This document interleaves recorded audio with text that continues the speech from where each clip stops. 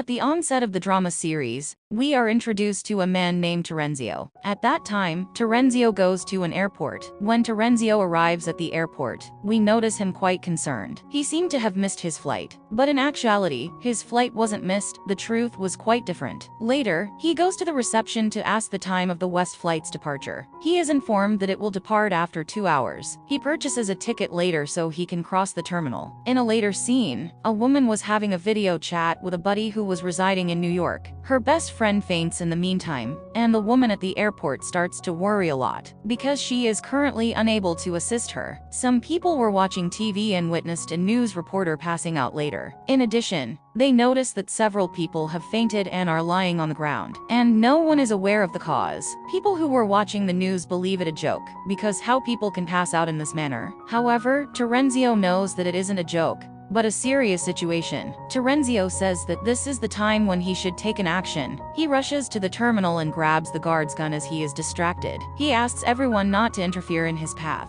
He promptly goes towards the airplane, which was headed for Moscow. After some time, the flight was set to take off. He takes the passenger to gunpoint and demands to fly the jet. The real pilot hasn't come yet, and the co-pilot doesn't want to aid this terrorist. As a result, they were fighting with each other. As a result, a bullet hits the pilot, and the pilot was wounded. This bullet had hit his hand. All of the passengers were very concerned because of this situation. They were being encouraged not to worry by the flight attendant. Later, Terenzio exits the cockpit and inquires as to if there is another pilot present. Hearing this, a woman stands up who was a former pilot. She takes off the plane on Terenzio's command. Plane's avionics have broken because of the bullet, so no one could exit the plane. That forces them to continue traveling. Later, they question Sylvie about why he is forcibly taking off the plane. He discloses that he was assigned the position of an officer in NATO, and I am aware of many things that others are not. When the pilots insist on explaining the true cause, he claims that the sun rays have become deadly. Everyone will perish the next day at the start of the day from the sun's rays, even the people who will be in their homes. He claims that Japan and Korea are already experiencing it, and this plane will be the sun's next target. If the rays will be impacted on it, the pilots don't believe this and say you are likely insane. Terenzio remarks that after hearing this, I might come off insane to you. Actually, though, I'm not mad. Later, the bullet-wounded hand of the pilot Matthew was bleeding. A female passenger who was a medical professional, she accepts this duty and declares that she will assist the pilot. She removes the bullet from his hand by using a hot knife. Because of this, the pilot was feeling discomfort, and the other passengers started to worry as well. Therefore, he knows he must endure this, because the lives of the passengers depend on Matthew.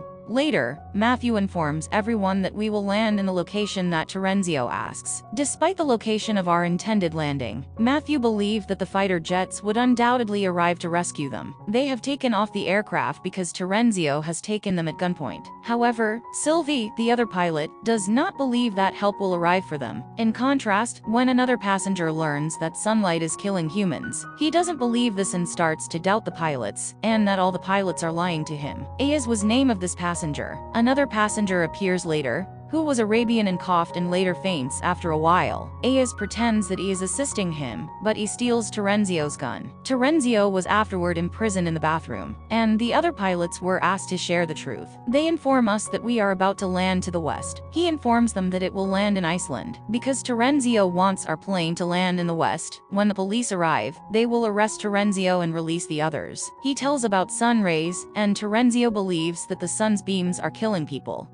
Meanwhile, the other passenger remember that they've seen strange things, and each of them starts to worry for their families. Later, pilot Matthew informs the passenger, "Don't worry, I'll take your responsibility as a captain. You'll all be saved by me." Later, this plane reaches into the west. They were about to touch down in Iceland when the pilot noticed that there were already a lot of other aircraft there. Numerous planes have crashed as a result of an overabundance of aircraft. Additionally, there is nowhere to land and people are moving around, and the pilot starts to believe Terenzio was right, as they have no place to land, so they decide to fly to Scotland. Terenzio was subsequently retrieved from the restroom. He was urged to tell everyone the causes of sun-related deaths. Terenzio claims that I learned about this from my senior, and that I likewise have no idea why it's happening. When will this all be over? I only know to land away from the sun if we need to flee. The area where the sun's rays can't reach. Later, when the Arabian individual who fainted before some time was yet alive was barely breathing. He was going to pass away, but not before telling everyone that I had swallowed the diamonds. The nurse makes numerous attempts to bring out the diamonds from his body, but her attempts remains unsuccessful. They make an emergency landing in Scotland later. This was a difficult landing, and the aircraft was on the verge of colliding with a wall. But with great difficulty, before a while, they stop the plane. As their plane lands, they start getting many messages and notifications from their family members. The news was being reported online that half the population had passed away due to the sun's rays, and half of them are alive. This airport was deserted because people have fled from there. They were looking for a dark area where they could hide. The news reported that if the sun rises and a person hides in a bunker, will die. All of these passengers have to fly toward the west. They were preparing their supplies and important bags for this reason. One of the men wants to go back to his wife. He was arguing with them all that I don't want to go toward the west. He was also allowed TP return. Canada was their next stop, where they would refuel their aircraft. The radio will be fixed, and after a while, the internet signals were fixed. Additionally, they get numerous notes that were the last messages of their loved ones, because their loved one later passed away. A man later informs them that the planet is to blame for why people are dying from the sun's beams. One of them was a man who was a climate expert. He knows about the sun's clarity. He claims that the magnetic field of the sun reversed once every 11 years. But this time, the sun's reversed intensity has been observed weaker. He claims that the gamma blast has affected every area that the sun's beams can reach. These gamma rays are responsible for people death. They don't have any way to prove this theory as well. Later, AS learns via a report that all of the RAF personnel on board the aircraft are terrorists. They have come from Afghanistan and they were arrested. They were returning to their home county. We observe a terrorist and an old man fighting outside, and he pulls the old man to the ground, killing him in the process. When the pilot learns of this, the main pilot decides to send the terrorists to Canada and will take a new flight from there. They finally land. Only 2 hours remain in the sunrise. The terrorists were instructed to find a local radio repair shop nearby. They asked to take along 2 passengers. They agreed, saying that they would bring Jacob and Gabriel along with them. Jacob was aware of this plane while Gabriel was unaware of this. While Jacob and Gabriel were going with terrorists, Jacob locks them in the room. He also desires to bring Gabriel along. Gabriel, who is unaware of the plot, does not want to go after leaving them. Jacob rushes towards the plane because he doesn't have enough time to stand there to persuade Gabriel to accompany him. He quickly moves toward the plane because of this. The terrorists were pursuing him, while Gabriel has left in the city. The plane takes off without her and terrorists while chasing Jacob, then open fire on the aircraft's windows. This window won't break if the plane maintains the level altitude. There was a boy on the plane who was quite ill. Ayaz tries to communicate with him, so he might help him. But his mother warns him against approaching his child. Don't talk to him. After that, in Hawaii, they receive radio signals from somewhere. They learn about some passengers in Hawaii who are hidden under the water bunker. They're still alive, and the pilot, Matthew, wants to go to save them. The other pilot suggests that we're not even clear whether this is the right information or not. So it isn't fine. It would be insane to go there to save them. Terenzio arrives there and claims that all the decisions are made by the captain and why we don't. He calls each passenger in the interim. There, it was also determined that every passenger would cast a vote and will decide together. Meanwhile, alarms start to ring. That indicates that the plane is malfunctioning. They examine the plane as a result. Matthew learns that the terrorists they left behind were pursuing them, and one of them had a landing zone tied to himself. They won't safely land if he stays there. Matthew makes the decision that he'll run the plane speedily, and this will lead to a decrease in oxygen, and due to the rapid speed, he will drop. But in this instance, he forgot that their plane's glass had also smashed. As the aircraft flies speedily, the window breaks. Air was swiftly entering the aircraft. Objects were soaring through the air, making it difficult for the passengers to remain in their seats. Matthew slows down the plane and takes it to a lower altitude. Later, Jacob is revealed to be keeping a wooden board close to the window. Consequently, air cannot enter the aircraft. The ailing child had trouble breathing, considering that he has breath disease. Here, Ayaz had an idea and decided to use an oxygen pipe for the kid. The child's mother is embarrassed as she observes this, because she had already requested Ayaz to ensure her child stayed at a distance. Ayaz also assisted him today.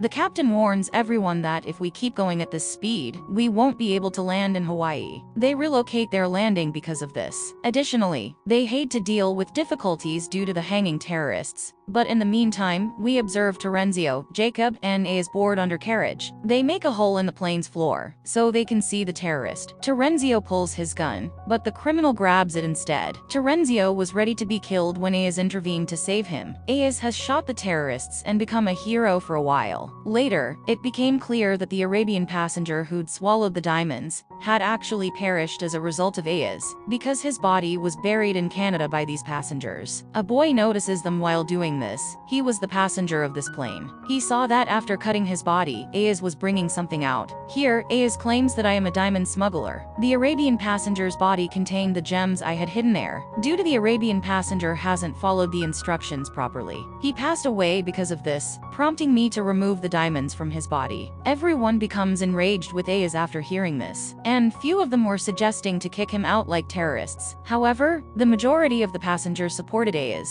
unlike many of them who preferred that he stay. So H was handcuffed. Later, they make a landing and refuel their aircraft. Here, the climatologist informs them of an odd fact. Because the Canadian fruits they have taken are tasteless, he claimed that because gamma rays are so powerful, that the fruits no longer have their original flavor. Gamma rays will ruin the food structure if it keeps happening. As a result, within some weeks they may pass away from a lack of food. Matthew, who has been driving for a while, when he asks the climatologist that we have to go to the place where the sun can't shine. We'll think about this later because of this. Later, the pilot is seen, who was telling Matthew that you need to rest right now because you've grown exhausted. He was driving the jet for so long, and was lethargic as a result of tiredness. It was obvious that the other passengers' lives were at risk.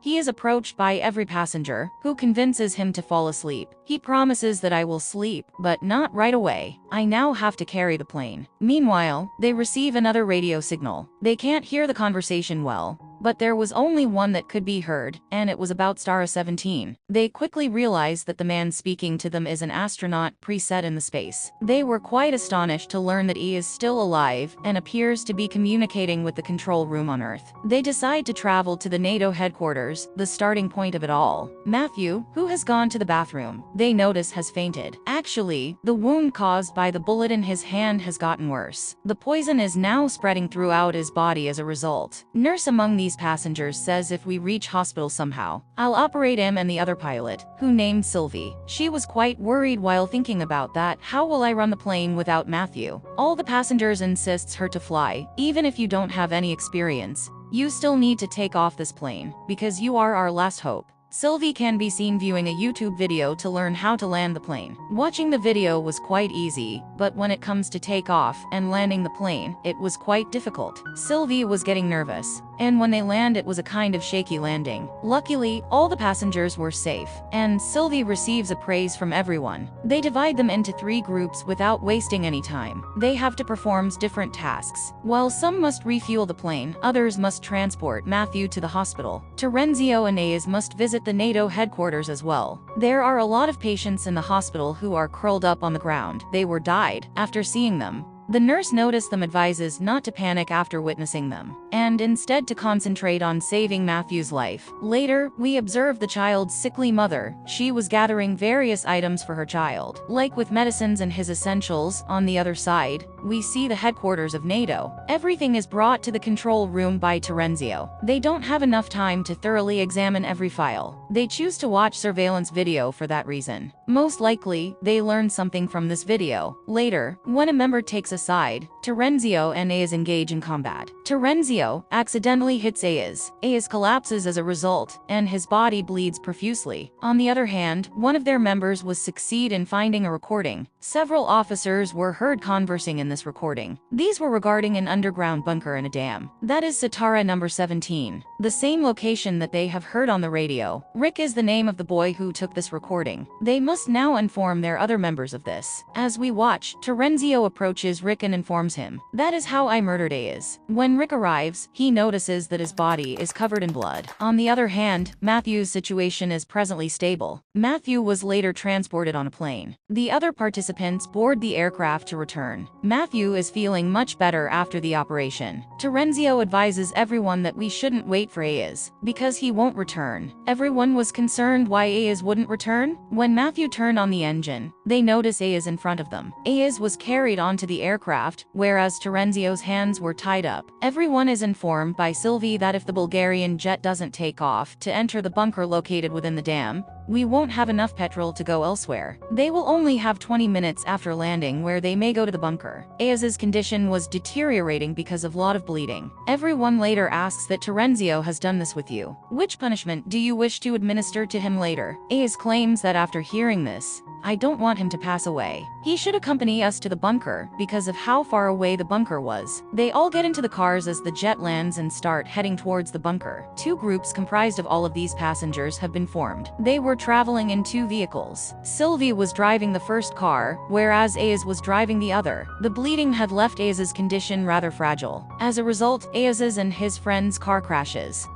The first car that Sylvie was driving had left at a distant location. Sylvie immediately turns and walks through a gate that is just partially open. A passenger touches this gate and tumbles to the ground because current flows through the gate. They learn that they must continue pressing the button till each passenger has entered. It's crucial to press the button, since the gate will remain open until it is pressed. Terenzio says that I will continue to press this button until every passenger enters. Terenzio's hands were chained up by Sylvie because she fears he might trick them like he did with Ayaz. She tells him that you'll be set free when all the passengers will enter inside. The group members who were in Ayaz's car with him, Sylvie and the other team members enter after tying Terenzio's hands. On the other side, Ayaz takes a turn after dropping off all of his passengers. Then he takes another turn. He enters the dam's bunker by a different gate. Because they left by a different gate, that's why Terenzio has left alone there, while all the other team members had entered the bunker. Finally, the military welcomed them all. They inform them that everyone is now secure. Terenzio remains alone outside and asks God to pardon him for his misdeeds. He was prepared to face the sun. All the other passengers remained alive, but Terenzio was killed by the rays of sun. The film ends with this. Thanks for watching this.